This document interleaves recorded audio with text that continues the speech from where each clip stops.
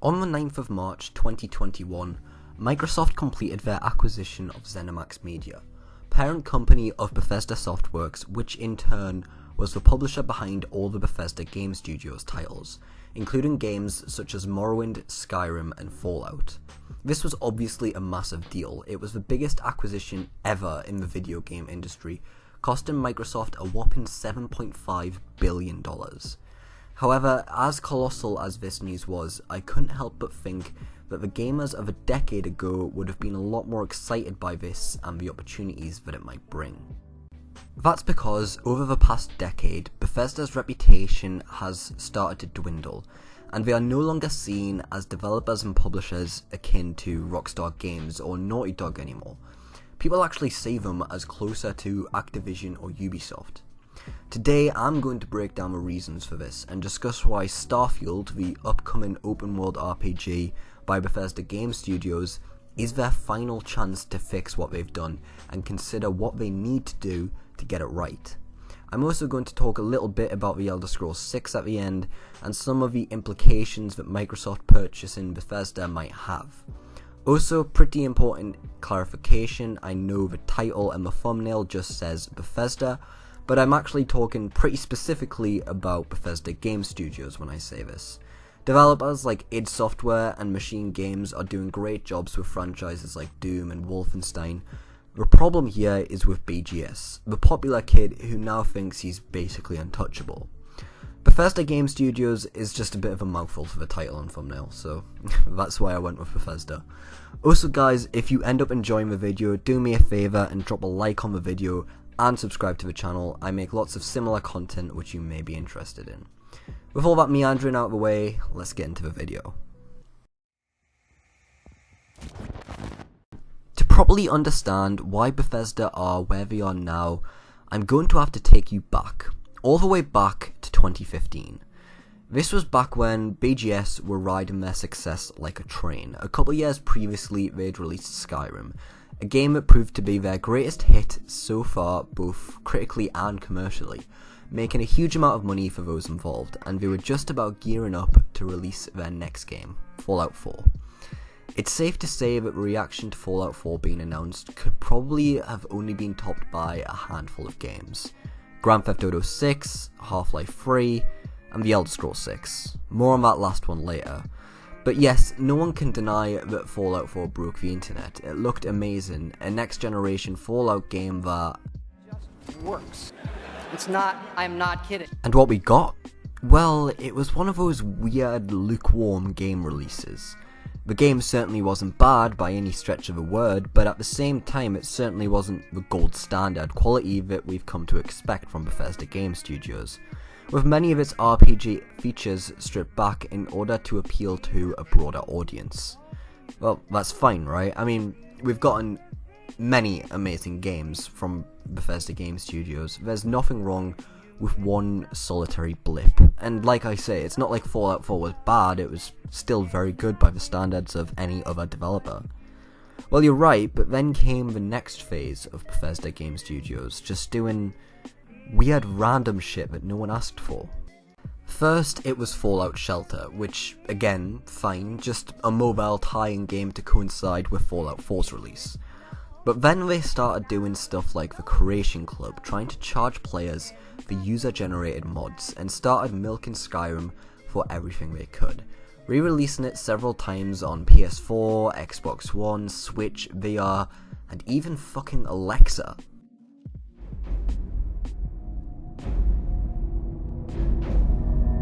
Alexa, play Skyrim. You're level 57 and see a tall snowy mountain. Climb it. My Alexa went off like 10 times when recording that last clip, and it's really fucking annoying.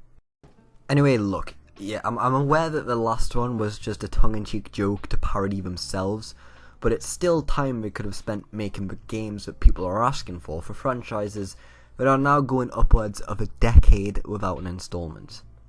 Then it went on to The Elder Scrolls Blades, releasing Fallout in VR, and a multitude of other things. In short, the once proud developers who only emerged from their cave once every 5 years to present us with a masterpiece had been reduced to a developer of shitty mobile games littered with microtransactions and half-baked ports. And I haven't even touched on Bethesda's worst mistake yet. Yes, I'm fairly sure we all know what I'm talking about. Fallout 76. Now, by the time of Fallout 76's announcement in 2018, the last few years had definitely taken a bit of a toll on the public perception of Bethesda, but in general they were still seen as good developers who could be relied upon to make a quality product. The decision to make the next Fallout title multiplayer was a slightly baffling one, as it's not something that BGS were experienced with, and it wasn't something that felt like it would even fit the tone of the Fallout franchise. However, what it was for Bethesda, or Zenimax, or whatever executive was making the decisions, was a well-known IP which could be easily exploited in the form of a multiplayer video game. And what we got was expectedly disappointing. I'd go as far as to say it's the only AAA Bethesda Game Studios title I'd describe as outright bad. Even if we ignore the fact that the game was a broken mess at release, it was also a boring experience with very little things of interest and no stories to be told. It took the franchise's setting of a barren wasteland and unintentionally translated that to the gameplay, which wasn't fun at all, and the game's monetization system didn't help its case. I'm told that the game is better today, but to be honest, I have neither the time or energy to go back and play Fallout 76 of all games. And even if it's a masterpiece, nothing can change its abysmal launch. By this point, both Starfield and The Elder Scrolls 6 had been officially announced to be the next two games coming from BGS, but we were told they were still years away. The small amount of hype these two games generated were little consolation, however, as Bethesda Game Studios had finally completed the job and sent their once treasured reputation to the grave. Which brings us to where we are now. Starfield is more than likely going to be a title developed exclusively for the current generation of consoles and PC, meaning at least the Xbox Series S and X, but it's still up in the air over whether Microsoft will decide to release Starfield on PlayStation 5 as well.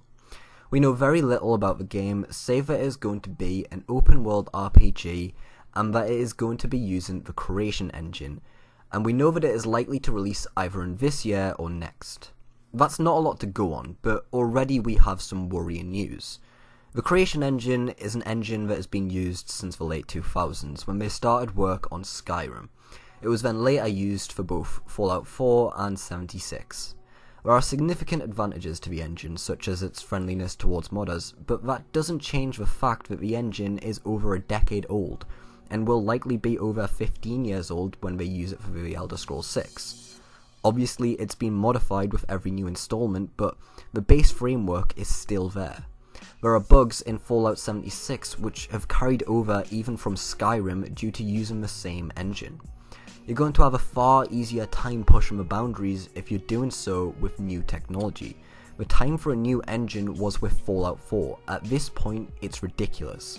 There's not much to be gained from complaining about the engine though, because it's too late to change.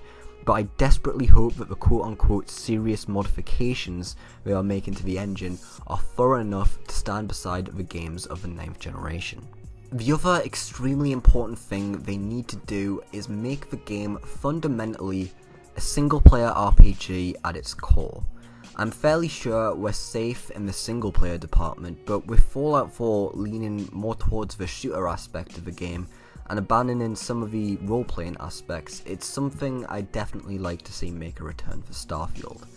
That means no voice protagonist. The magic of Bethesda games for me is to create and become any sort of character I like in these vast universes Bethesda have created.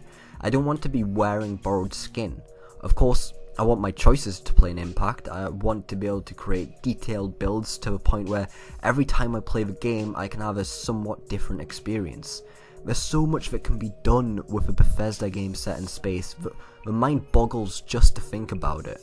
Whole planets to explore, every nook and cranny of, wacky and interesting characters and factions, weapons and ships to upgrade and customize, lore to uncover, stories to tell. If you can't tell by now, I basically want Skyrim in space because that's what works. We all know it works fucking brilliantly.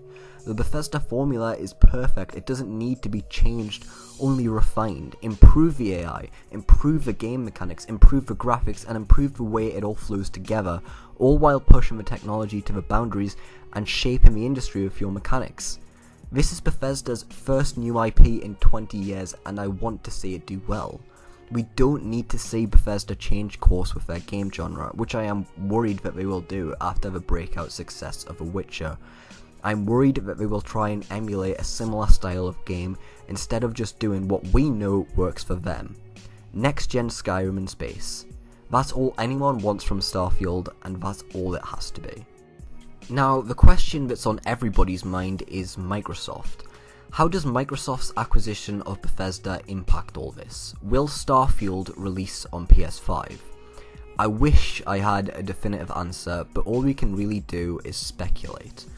Personally, I'm 50-50 on this. I believe that Microsoft will continue to release games from established franchises like Doom, Fallout, and The Elder Scrolls on both PS5 and Xbox, with advantages on Xbox such as timed exclusivity, DLC, and day one Game Pass releases, but new IPs will be released solely on Xbox, like the new Indiana Jones game by Machine Games.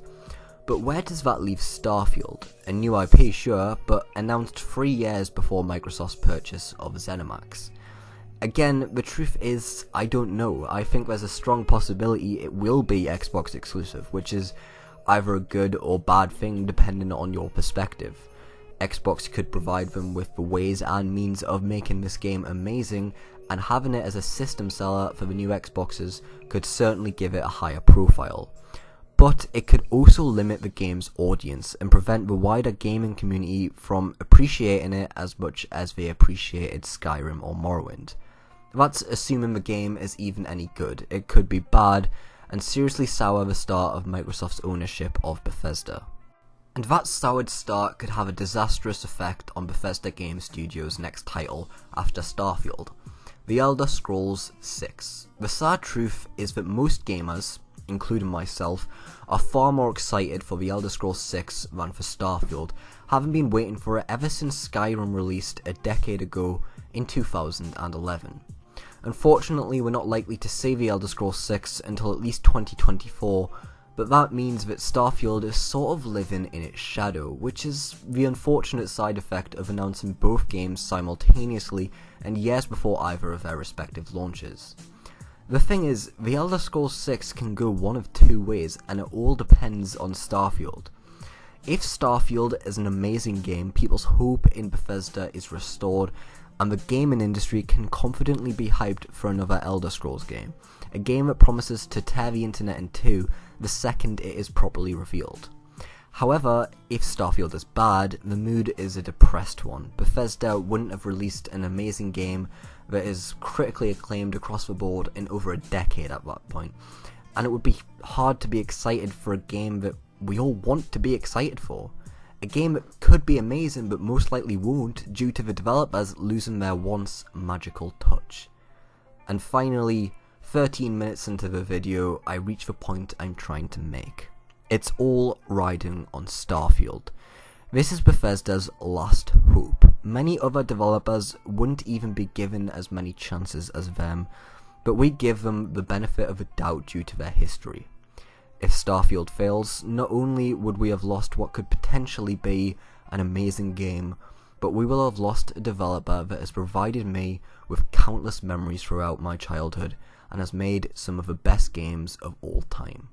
And I, for one, would hate for that to happen. Well, thank you guys for watching this bit of a rant of a video. There's a lot to say about Bethesda these days, and their future, and their past, and what it all means, and I'm probably going to be talking about it further in more videos to come, especially as we near closer to Starfield's release, and find out more details on what Microsoft's acquisition means for Bethesda. So if you want to see those videos, I'd appreciate it if you subscribed. Like the video if you enjoy it, and leave a comment letting me know what you think of Bethesda and Starfield in its current state. With all that said, thanks again for watching guys, and I'll see you in the next one.